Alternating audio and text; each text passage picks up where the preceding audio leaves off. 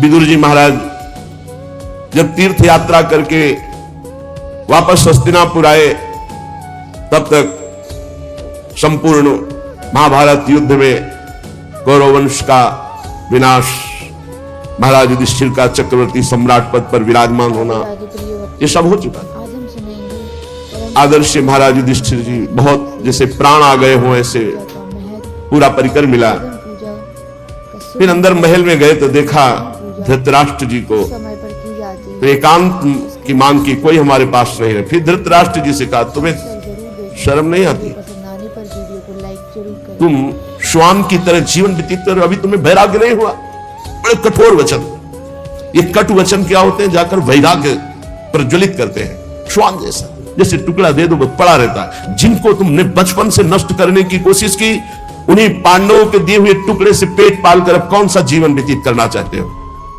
उठो, अभी चलो हमारे साथ। महाराज धृतराष्ट्र भगवान की कृपा पात्र है, भगवान व्यासदेव जी द्वारा प्रकट है, कोई अज्ञानी नहीं है। युद्ध के पहले भगवान ने अक्रूर जी को भेजा था समझाने के लिए, जाओ धृतराष्ट्र को। तो धृतराष्ट्र को समझाया तो धृतराष्ट्र जी ने क्या उत्तर दिया था? बड़े ज्ञानी महात्मा धृतराष्ट्र जी, कोई साधारण नहीं है, वो लीला पात्र है। उन्होंने कहा, अक्रूर जी तुम बातें जितनी कह रहे हो सब मुझे पता है, मुझे ज्ञात है, मैं जान रहा हूं, पर मेरे हृदय में चमक कर अंतर ध्यान हो जाती है, इसका मतलब श्री कृष्ण कुछ करवाना चाहते हैं।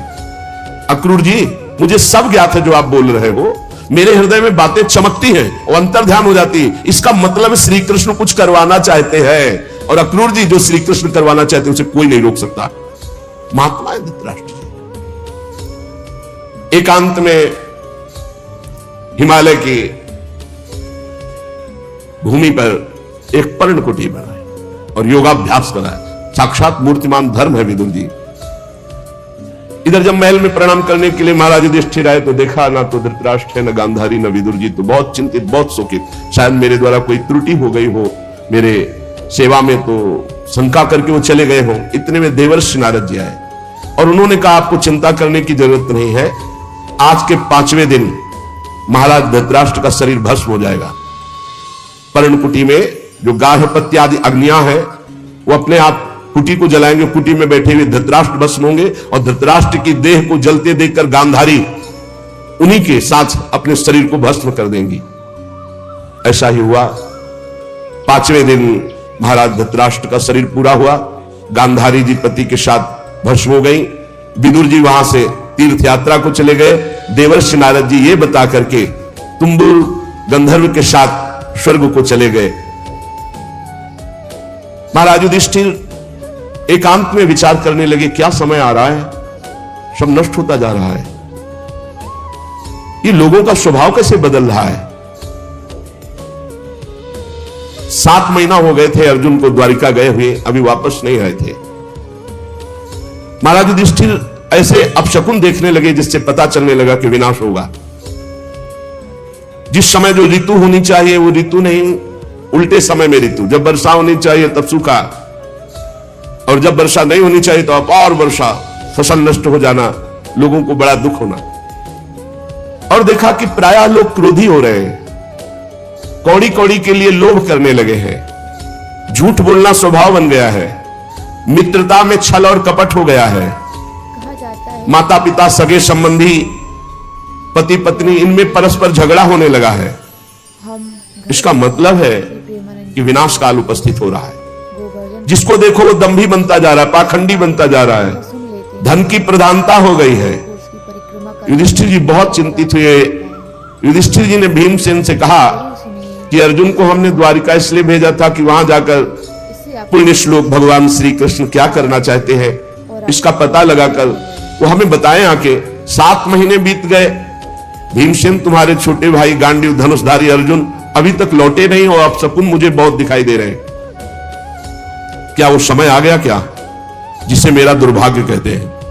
अर्थात क्या द्वारिकाधीश भगवान श्री कृष्ण अपनी लीला स्मरण कर लिए? क्योंकि मेरा हृदय घबरा रहा है अपने आप। ये संपत्ति, ये राज्य, स्त्री, ये प्राण, कुल, संतान, शत्रु पर विजय, सब कुछ श्री कृष्ण कृपा से प्राप्त हुआ है। देखो देखो वो आकाश में उल्कापात हो रहा है, पृथ्वी कंपायमान हो रही है, मेरे शरीर में भयंकर अपशकुन हो रहे हैं, पक्का कुछ न कुछ ऐसा हुआ है जो सुनने लायक नहीं है। पुरुष की जब बाईं जांग फड़के, आंख भुजा बार बार फड़के, तो समझ लेना चाहिए कोई विनाशकारी खेल होने वाला है। मेरी बाईं जांग, बाईं आंख, बाईं भुजा बार बार फड़क रही, भारी कोई अनिष्ट सूचना मिलने वाली है। देखो, ये सियारिन उदय होते हुए सूर्य की ओर मुंह करके रो रही है, और ये कुत्ता मेरी ओर देखकर बार बार चिल्ला रहा है, रो रहा है। इसका मतलब कोई अनिष्ट होने वाला है। ये गौ आदि अच्छे जो पशु हैं मुझे बाएं करके जा रहे हैं, गधे आदि बुरे पशु मुझे दाहिने करके जा रहे हैं। मैं जिधर देखता हूं उधर मुझे पशु रोते दिखाई दे रहे हैं। ये उल्लू और ये कौआ, ये कठोर कठोर शब्द बोल रहे हैं, इसका मतलब कुछ विनाश होने वाला है। जब मैं देवताओं की मूर्तियों की तरफ देखता हूं तो मुझे रोती नजर आती है। ये बड़े बड़े उत्पात देखकर मेरा हृदय घबरा रहा है। क्या ये पृथ्वी भाग्यहीन हो गई?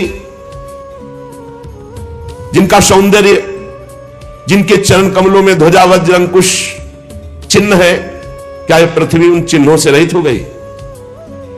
राजा युधिष्ठिर इन भयंकर उत्पातों को देखकर मन ही बहुत चिंतित थे। इतने में देखा कि अर्जुन पधार रहे। दौड़ पड़े युधिष्ठिर, समीप गए तो कदम रुक गए। अर्जुन का मुंह उदास, आंखों से आंसू, शरीर शक्तिहीन, कांतिहीन। जे ही महाराज युधिष्ठिर के सामने पहुंचे, अर्जुन गिर पड़े। घबरा करके युधिष्ठिर जी ने उठाया, अर्जुन से पूछा, भाई द्वारिकापुरी में सब कुशल मंगल है ना?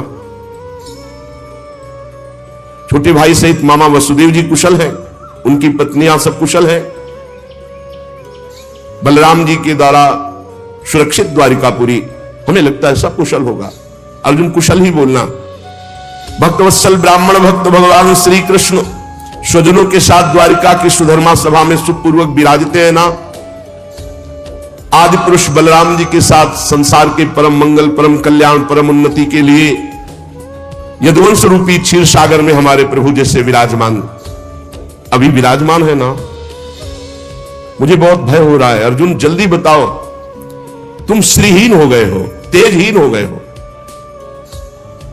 क्या तुम्हारा किसी ने अपमान कर दिया? कहीं तुमने दुर्भावपूर्ण कोई अमंगल कार्य तो नहीं कर दिया? क्योंकि अमंगल कार्य करने वाले का तेज नष्ट हो जाता है। कहीं ऐसा तो नहीं हुआ कोई पात्र आया हो तुम्हारे पास और भीख मांग रहा हो और तुमने उसको दी ना हो तो तुम्हारा पुण्य नष्ट हो गया हो? कहीं ऐसा तो नहीं हुआ देने की प्रतिज्ञा करके तुम मुकर गए हो तो तुम्हारे सुकृत नष्ट हो गए हो? कहीं ऐसा तो नहीं हुआ शरणागत का तुमने त्याग कर दिया हो? प्रश्नों की झड़ी लगा दी। कहीं ऐसा तो नहीं हुआ अगम्या स्त्री का समागम कर लिया हो?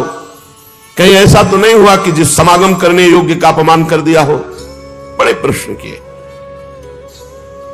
लेकिन मुझे लगता है कि ऐसा धर्म विरुद्ध आचरण तुमसे कोई हो ही नहीं सकता। बहुत संभल के बोलना, इस समय मैं बहुत घबरा रहा हूं। क्या हो गया? मुझे बहुत मानसिक पीड़ा हो रही। वैसे ही दुख से अर्जुन जी बड़े दुखी थे। जब इतने प्रश्न किए तो विषादग्रस्त आंसुओं की झड़ी अर्जुन की, शरीर कांप रहा है, मुख सूख रहा है, पीला पड़ गया है चेहरा।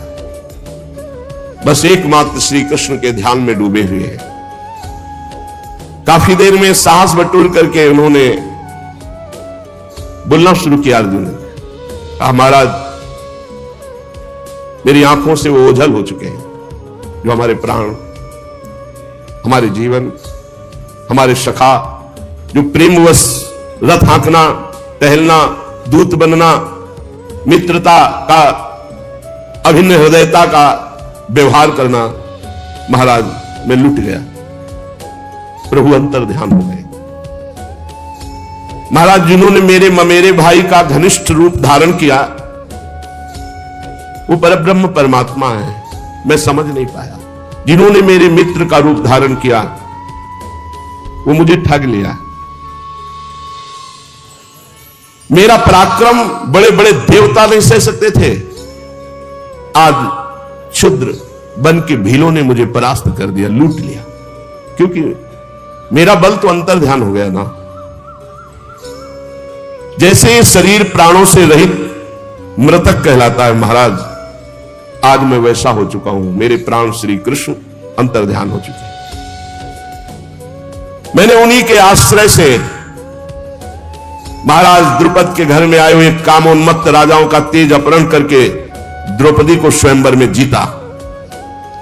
मैंने उन्हीं के आश्रय से गांडीव धनुष पर बाण चढ़ाकर मत्स्यवेद किया। भगवान की दिव्य शक्ति हर समय अर्जुन के साथ रहती थी। ये आज वही गांडीव हमारे हाथ में है, लेकिन मैं भीलों से नहीं जीत पाया। मैं लौट के आ रहा था भगवान के निज जनों को लेकर, लेकिन मेरे में सामर्थ्य नहीं रही, क्योंकि मेरे श्री कृष्ण अंतर है। वही गांडीव, वही भुजाएं जिसके बल से खांडोवन को, इंद्र को भी रोक करके अग्नि को तृप्त किया। उसी से मैदानों की रक्षा की जो आपकी सभा में जल में थल थल में जल का भ्रम करने वाली दिव्य सभा तैयार की थी। 10,000 हाथियों का बल रखने वाले जरासंध को ऐसे तिनके की तरह चिरवा दिया उन्हीं श्री कृष्ण ने भीम से। 20,000 राजाओं को मुक्त किया जो भैरव यज्ञ में बलि देने के लिए बंदी बनाए हुए था। महाराज हर तरह की विपत्ति में श्री कृष्ण सामने नजर आते थे। चाहे वो द्रौपदी को वस्त्रहीन करने के लिए कौरवों की सभा हो, या वनवास के समय दुर्योधन के षड्यंत्र से भेजे हुए 10,000 शिष्यों के साथ दुर्वासा ऋषि, हर समस्या का समाधान श्री कृष्ण थे। ये कई बार सुना चुके हैं दुर्वासा ऋषि का प्रसंग। बड़ा कठिन है किसी महापुरुष को प्रसन्न कर लेना, लेकिन जिनका भगवान से अनुराग नहीं वो लाभ नहीं ले पाते। 4 महीने दुर्वासा जी की बड़ी सेवा की दुर्योधन ने। दुर्वासा जी ने कहा वरदान मांगो, चातुर्मास भर तुमने सेवा की, क्या चाहते हो? दुर्योधन ने विचार किया कि पांडवों का जड़ से नाश हो जाए, बढ़िया अवसर है।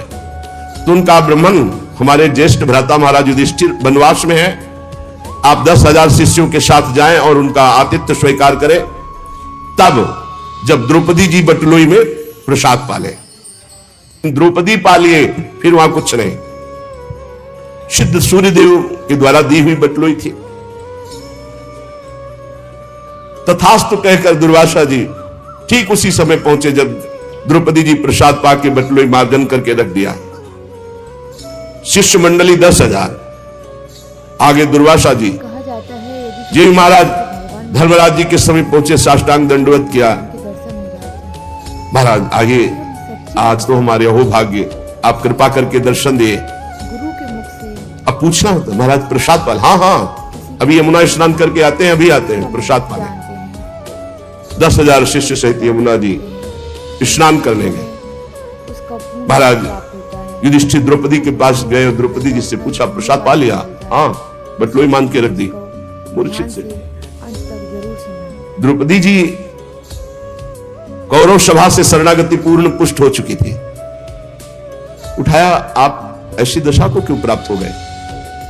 तो उनका बटलोई में तुमने पा लिया, धो के रख दिया। 10,000 शिष्यों के साथ महाक्रोधी दुर्वासा ऋषि आते ही साफ दे देंगे। अब क्या 10,000 के लिए कंदमूल फल भी एकत्रित नहीं कर सकते?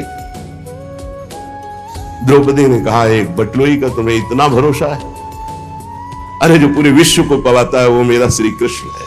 आप कोई संशय? आंख मुंदी और ध्यान करके आर्त भाव से पुकारा श्री कृष्ण। उनको कहीं आना जाना है? देखा पीतांबर फहराते हुए मुस्कुराते हुए चले आ रहे हैं। आकर के पहले कहा द्रौपदी बहुत भूख लगी, कुछ पवा। समस्या पे समस्या। अरे महाराज इसी समस्या से तो आपको याद किया है। नहीं कृष्ण ने बाद में, बड़ी भूख लगी, कुछ खाने को दो। द्रौपदी ने फिर गदगद कंठ से कहा प्रभु ऐसे तो मेरे बड़े भाग्य है कि आप ऐसे कह रहे हैं, पर प्रभु इस समय कुछ नहीं है। बटलोई मांझ के रख दिया। अच्छा तो जरा बटलोई लाना। ये कर तुम अकर तुम अन्यथा कर तुम सर्व समर्थ भगवान का प्रताप देखो। कोई साधारण स्त्री भी जूठा पात्र थोड़ी धो के रखे कि रख दिया उसमें सीख जरा भी शीत लगा हुआ है। फिर ये तो पतिव्रता है, देवी है, ये कोई स्त्री से प्रकट है क्या? द्रौपदी यज्ञ से प्रकट है।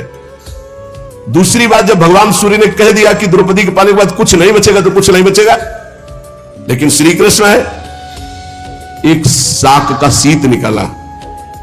कहां से निकाला? बटलोई से, सिद्ध बटलोई, धुली बटलोई, ये है श्री कृष्ण।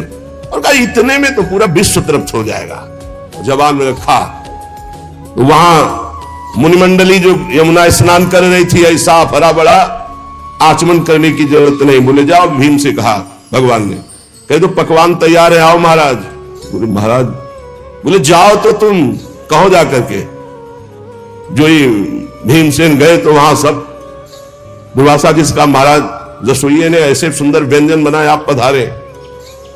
उनका देखो आचमन करने की जगह नहीं। वैसे तो अगर 2 मिनट लेट हो जाते तो हम सब भाग जाते यहां से, क्योंकि किसी के सामर्थ्य नहीं है। शिष्यों ने कहा गुरुजी आदेश मत कर देना, आचमन करने की जगह नहीं। उनका वरदान मांगो। तो बोले जिस भाव से दुर्योधन ने भेजा था वो उसी भाव को प्राप्त हो जाए। विनाश के लिए भेजा था, उनका तथास्तु। अर्जुन जी कह रहे हैं जिनके बल से बड़े भारी दुस्तर संकट दुर्वासा से हम बच पाए, जिनके प्रताप से हमने भगवान शंकर को अपनी बाहुओं से युद्ध रूपी पूजा करके तृप्त कर दिया। भगवान शंकर से कोई एक सेकंड भी युद्ध कर सकता है? अरे प्रलयंकारी रुद्र है, इनके सामने कोई नहीं टिक सकता। बाहु युद्ध या जितने अक्षय तूड़ी में बाण थे सब ऐसे लीन हो गए। जब बाण मारते ना तो शरीर में अंतर ध्यान हुआ। अर्जुन जी को लगा ऐसा किरात कौन सा वीर है कि जो हमारे बाणों को ही ली ले जा रहा है। जब एक भी बाण नहीं बचे तो गांडीव से प्रहार किया तो गांडीव भी अंतर ध्यान हो गया। अब उठा के वज्र जैसे घूंसों से प्रहार करना शुरू किया। जे भी भगवान शंकर ने प्रहार किया तो उनका रुक जाओ, 2 मिनट का समय दो, हम अपने आराध्य देव की पूजा कर ले, क्योंकि लगा कि इनके घूंसे से प्राण निकल जाएंगे। और मन में आया कि इतनी पीड़ा तो हमें कहीं किसी युद्ध में नहीं हुई, ऐसा कौन है जो मुझे कष्ट दे सकता है? तो उन्होंने कहा हाँ जो तुम्हें करना है कर लो। तत्काल रज से एक लिंग बनाया, कुछ पत्र पुष्प जंगल के महादेव जी का। तो देखा कि जो पुष्प और माला डली वो किरात के माथे पे। उनका प्रभु, तो बोले हाँ यही मैं देखने आया था कि तुम मेरे दिव्यास्त्र को रखने लायक हो कि नहीं।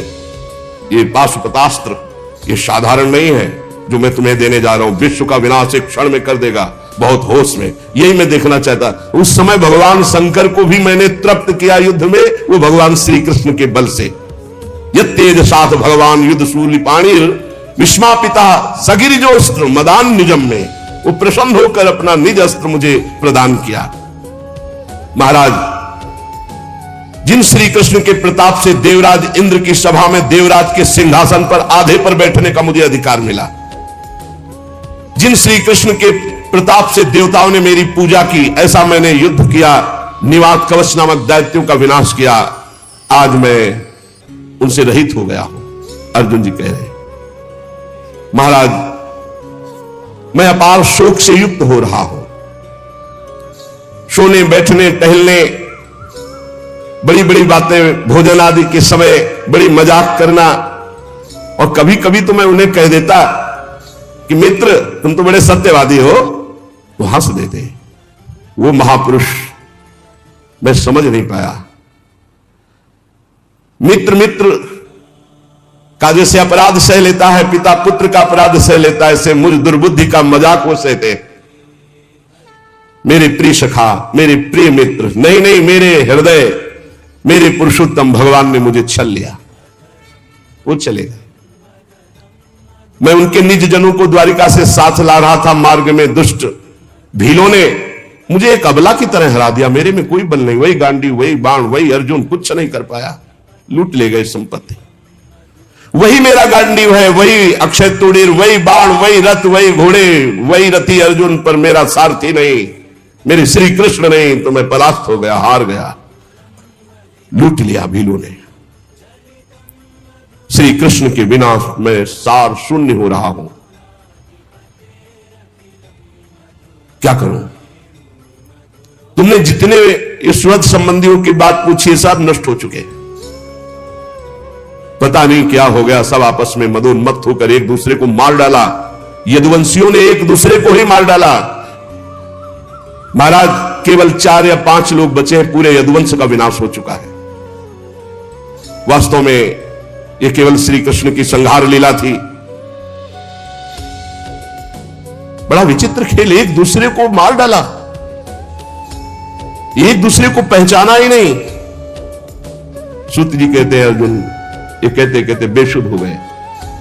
भगवान श्री कृष्ण के चरण कमलों के चिंतन में अर्जुन की चित्तवृत्ति अत्यंत निर्मल प्रशांत हो गई। इतना भक्ति का वेग बढ़ा कि मौन धारण करके आंख मूंद करके चुपचाप बैठ गए। बैठते ही भगवान के द्वारा जो उपदिष्ट गीता था, संपूर्ण गीता ज्ञान प्रकाशित हो गया। व्यवधान रहित पर ब्रह्म स्वरूप में अर्जुन स्थित हो गए। ये भगवान की कृपा होती है। ऐसा विशुद्ध ब्रह्मभूत गुणातीत अवस्था, द्वैत संशय निवृत्ति, सूक्ष्म शरीर का भंग, जन्म मृत्यु चक्र से रहित जीवन मुक्त स्थिति को अर्जुन उसी क्षण प्राप्त हो गए। इसीलिए कहते हैं मेरे बनाए न बनेगी कोटि कल्प लो, आपके बनाए बनेगी पल पाओ में। पल के चौथाई हिस्से में यही भगवान के वियोग में अर्जुन जी व्यथित होकर खड़े रहने की भी सामर्थ्य नहीं रही, बैठ गए। उसी समय दिव्य ब्रह्म ज्ञान जो भगवान ने दिया था जागृत हुआ। स्थूल सूक्ष्म कारण तीनों शरीरों का राग भस्म हुआ। अपने स्वरूप में स्थित जीवन मुक्त महापुरुष भगवान के स्वधाम गमन, यदुवंश का संहार सुनते ही महाराज युधिष्ठिर शांत हो गए।